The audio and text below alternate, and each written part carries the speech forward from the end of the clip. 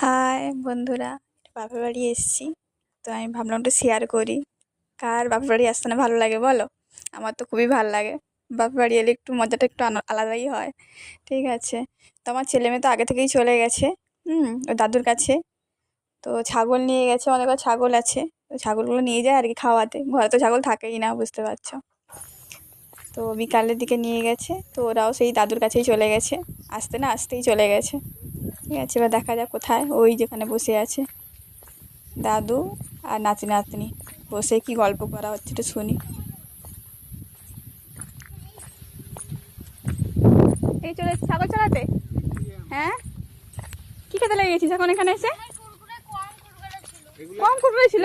বাচ্চাগুলো জানে কি করে এগুলা যে এটিএম? তোরা সব জানে। হ্যাঁ, বেটা কম ছিল কুরকুরে, তোমারটা বেশি আছে। আমারটা আছে আসলে। হাত দিয়ে দিল। বেশ কালি আর নেই। ছাগল দেখছিস? ভর্তি করে দিচ্ছি। এই দেখ। আয়